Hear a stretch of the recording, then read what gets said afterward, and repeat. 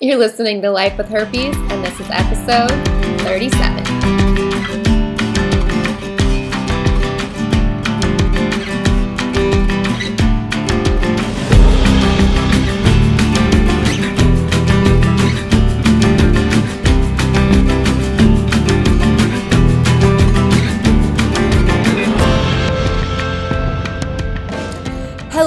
Hello, and welcome to today's episode. This is your host, Alexandra Harbushka, and you are listening to Life with Herpes. So, as always, and I mean this, I am so excited to be here with you. I am excited that you're here with me, and I just am so touched that, you are spending your time, morning, afternoon, evening, I don't know, wherever you are, with me.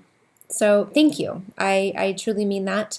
And I would like to ask you, if you are not subscribed or you have not rated and reviewed this show on iTunes, I would be so grateful.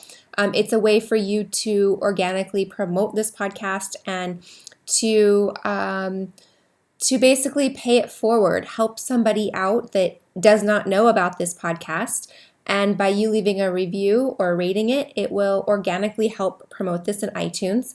And you can use an alias name, so you can be completely anonymous. You can be like Hotcakes 1993 or something, and no one will know it's you. So that's also a cool feature that iTunes offers. And then also, if you are watching me in YouTube, subscribe. I don't know which way to point, so subscribe. And you can watch and know when I have a new episode that has gone out. So just quick little housekeeping items about that. And as always, I just want to make sure that you have everything that you possibly need. I have started coaching, and also I have the Life with Herpes Crisis Toolkit. So I am thrilled. I am so grateful that I am here and that you're here. And I created this toolkit for the person that just found out you had herpes. So if you just found out you had herpes, or you have a friend that just found out that he or she had herpes, this is the best thing for you. I know I was devastated. I was lost. I was sad. I was angry. I was fucking pissed off. Wasn't angry. Definitely more than angry. And alone. And that's why I created this Life with Herpes Crisis Toolkit, so that you are not alone, and you will know what to do and how to do it and get through it. And your life has kind of changed a little bit, so there's things that you just need to be aware of. So that's why I have created it. So go to lifewithherpes.com. I do have it right there on the top. And yeah, click on it, Crisis Toolkit. I do have a 50% off coupon code,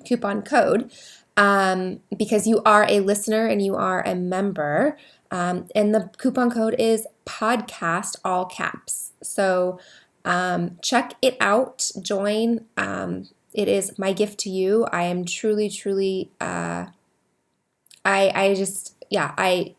it's passion for me. And I just don't want you to feel like I did when I found out I had herpes. So, okay, enough about that. Let's talk about today's episode. What do herpes and lice have in common? And you're probably going, lice? What? Herpes? Lice? Alexandra, this is a podcast about herpes, not lice. And I thought I would share with you about my summer. I've dealt with lice twice this summer. So let me back up. What is lice? And why are we talking about it? So lice, they are little bugs that live in your hair, and they lay eggs, and they basically are the same color as, it depends on your hair color, but they're basically the same color as your scalp and your hair. They're kind of like a dark brown, and they blend in. Not the same color of your scalp, because your scalp is usually not the same color as your skin because it doesn't see the sun, but you know what I mean. They're kind of that brown color. So if you have really blonde hair, they would stand out because they'd be darker. If you have dark hair, then they blend in. What they do is they lay these little eggs. They're called nits. They're about half the size of a rice, like a little rice grain, and they're like white, a little transparent. They can be often mistaken for a like dandruff. The only difference between dandruff is dandruff moves and the nits are stuck to your hair. So if you ever have something that's like stuck to your hair and you kind of keep pulling it, that would be a lice nit. Here's the problem with lice is it goes everywhere, and I'm getting like the heebie-jeebies talking about it again. So what happens is they, of course, like the herpes virus, the lice, or would the plural, I think the plural word is louse. Is that right? Any grammar listeners out there? Louse? Lice? I don't know. Anyways, they are like next to the mosquito in my opinion, if you ask me. But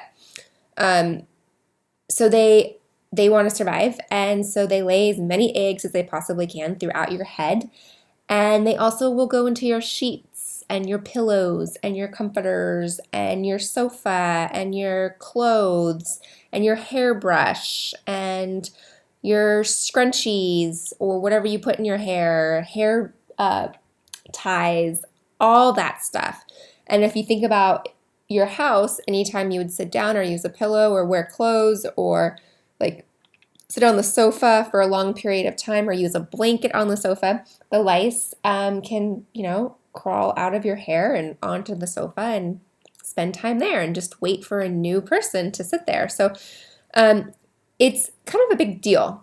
Okay, so you're like, okay, Alexandra, I'm listening to this thing about herpes and why are we talking about lice? And I'm sure your head is itching right now. You're probably itching it right now. Okay, so I had lice for an entire year in the 5th grade. And what I mean by that is it's impossible to get rid of. So you get rid of it, like it's out of your hair, and you go back to school and you sit on the beanbag at school and you get it again. Or you get rid of it and you go back to school and you go over to a friend's house and you have a sleepover and you share a bed and you get it again. Or you get rid of it and you go swimming. And these little suckers swim and they jump and they will swim, like they may come out of your hair and they'll swim and they'll go to your head, like or someone else's head. So these little fuckers are just, and they're small and they're hard to see. They're really, really small. Yeah, they're just, I would say a lice, like the actual bug is probably the size of a grain of rice, and the egg is like a fraction of that grain of rice. So they're small. Okay, so I've dealt with it. I know all about it, and it is embarrassing and miserable and itchy, and you feel disgusting, and you're like, oh my gosh. And I can remember in the 5th grade, of course, my mother told the school that we have lice. I had lice, and so the school, of course, has to go through and check you, check your head. And I would be so embarrassed because I knew they were checking my head because my mom called, and I would just be so hopeful that they didn't find it that day so I didn't have to go home from school. So if you have dealt with this or you have a kid that's dealt with this or whatever, you know that it's like so contagious. And people just literally freak because like you get sent home from school. You get, if you are a kid and you're in like sports, you can't play in the sports. And it's just a pain. It's like a 2-day process to literally clean your house and clean everything, put things in plastic bags, and really do everything you can to remove it. So what does this have to do with herpes? Well, as far as what it is, one's a bug, one's a virus, not really. That really has nothing in common. Herpes lasts for a lifetime. The lice you eventually get rid of. But here's what is frustrating about lice, and what ends up happening is we don't disclose that we have it. And it is embarrassing, right? And that's why these little fuckers, these little bugs, and the herpes virus continues to get spread, is because we're scared. We're like embarrassed and oh my gosh, and I have it, and oh my gosh, and then you feel dirty. And so a lot of the same symptoms that are like physically and emotionally, what you go through is really, really similar. you go into panic mode of like, so for example, someone in my household had lice. And I immediately freaked because I was like, fuck, I don't want this again. I had it in the 5th grade. I don't want to deal with it again. And I have really long hair. For those of you that have seen pictures of me, my hair's pretty much down to like my pants, like my pant line. And I was like, fuck, I just do not want this again. So you panic. So it's very similar to going to learning that maybe someone you've slept with or your partner tells you, I have herpes, I think you should get checked. So you're in that absolute panic phase of like, oh my gosh, do I have it? Do I not have it? Oh my gosh, do I have it? Do I not have it? Oh my gosh, what am I doing? Or maybe you had the one night stand and you're like, oh my gosh, oh my gosh, oh my gosh. Or maybe the condom fell off and you're like, oh my gosh, do I have it? Do I not have it? Whatever that panic mode of OMG, do I have it? Do I not have it? Is very similar to the lice. When you're like, oh my God, your head's itching. You're like, I don't even want any, oh my gosh, I can't sit anywhere. I can't do anything. Don't touch anything. And it's a very similar freak out phase until you really learn. So it's quite similar. You go to the clinic. Now that I'm an expert with lice, they have lice clinics. It's like Lice Clinics of America. And you go to the clinic and they check your head and they will let you know if you have lice or not. And if you have lice, they get rid of it for you. Very similar to going, oh my gosh, I was exposed to herpes, or I think I have an outbreak. I don't know. So what do? You go to the clinic, you go to your doctor, whatever it is, whoever, and you get this diagnosed. And then you wait, and then you go, okay, now what? What do I do?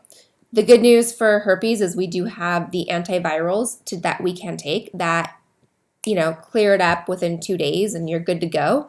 The good news for lice, we have these Lice Clinics of America now that get rid of it in 2 hours.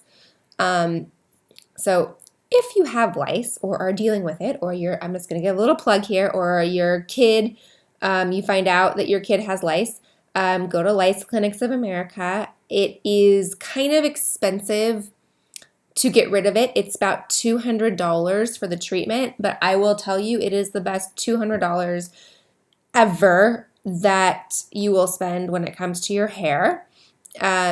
Ladies, and I know our hair is expensive, but trust me, this is like the best thing ever, because what happens is the shampoo that you buy at the drugstore over the counter, the bugs are immune to it now, so you don't really get rid of it. So just cough up the $200. I know it's expensive, but it'll be the best $200 you will ever spend when it comes to your hair and lice. So just do it. Get it done. They pull it out, and it's quite an experience to watch the bugs fall out of the hair. I'm even thinking, like, they just fall out. It's really gross. And the nits and the whole thing. So back to herpes and lice. I really, really, really want to hone in on the similarity here, as it's a full disclosure. It is a full disclosure to let someone know when you have a sleepover that, hey, I had lice, or I've just had lice, or for the school to send out something that says, hey, we've had lice in the school. I know in my 5th grade class that letter went out a lot, but still, it's really important to do a full disclosure and a full clean. And that's really what I want to get to the point of with having herpes. It's really important that you have a full disclosure with your partner or partners and your past partners. It really, really is important. And as you know, and if you know me by now, I'm 100% adamant on telling the truth and telling your partner if you are sexually active with that person. It is 100% the right thing to do, and it's something that, moral, and it just takes the weight off of your shoulders to like, oh, am I gonna have an outbreak? Oh my gosh, I don't know. Okay, is it one? Is it not one? And just going around in that rat race of your mind going, do I have it? Do I not? Am I going to pass it? Am I not going to pass it? Oh no, what if? And all that. It's really important to have full disclosure. And if we did have full disclosure of herpes virus, of lice, things like that, now I do know that there are times you do not know that you have herpes, and I understand that, and vice versa. There's times that you do not know you have lice. My household, we had it for a month, so we did not know we had it in our house for a month. So I understand it goes unnoticed. But it is really important, once you find out you have it, to call people that you were in contact with. So for lice, people you had sleepovers with, and for herpes, same thing, people you had sleepovers with. It just really is important to have that full disclosure, because when you have that full disclosure, it gives you, the person, it gives both parties an opportunity to make that decision. So it gives, if you are not infected, we'll go back to herpes. If you're not infected with herpes, and your partner says, hey, I have it, then it is your choice to make that decision if you are going to sleep with that person or not. It is your choice to decide if you get it.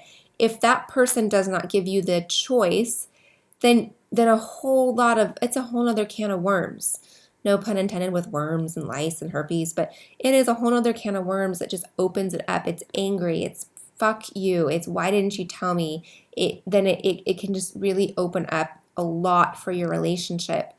And here's the bottom line is, wouldn't you want that opportunity for you? So if you could go back all over again, and maybe you had the opportunity to find out you had herpes.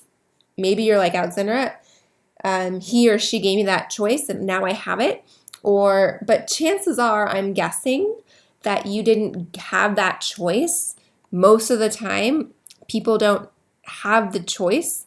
And so, had we had the choice, I really think it would lower the epidemic of having herpes. I really, really think that people would just be more courteous, and they would be aware of what's going on. If you tell somebody, then that gives you the permission to know your shit, know what's going on, do your research, listen to this podcast, read whatever you can, knowledge is power, know what you can do about the virus, how to prevent it, how to prevent transmission, and things like that, so you both can protect yourself. And what is sexier, like what is more sexy than that? Or is that even correct how I said that? It doesn't matter. But what's sexier than that? Knowing that you and your partner are doing everything possible to prevent and take care and nurture your relationship. That is the most important. That's what hot sex is communication and knowledge. So anyways, I hope you enjoyed my little story here about lice. Again, we have dealt with it 2 times this summer, and I am hopeful we are done this summer. Really hopeful we're done with it. But yeah, it's a pain. So sorry if your head's itching. I bet it is. Stop itching. But if you do have it, there is a resource for you. So go on ahead and take care of that. So thank you for tuning in today. If you're not a part of our community, I would love to meet you and love to be a part of our community, or your community, our community. I'd love to have you a part of our community. What am I saying here? I'd love to have you join. I'd love to meet you. I have a lot of free shit for you. Cool stuff, surprises, ebooks, downloads. I have a private Slack group, which is how we communicate. I'm over there a lot, and I'm in there all the time. So it is where you can find me, and you can direct message me and all that fun stuff. So join. You go to lifewithherpes.com and join, and you will get the link to the Slack group, and you'll also get promo codes for other cool discounts like the coaching. I have a promo code for that. A lot of cool shit. So head on over to lifewithherpes.com and sign up and join. And I don't know. I hope your head's not itching, and I will see you soon. I, as always, am so grateful to be here with you. So have an awesome rest of your day, and I will see you soon.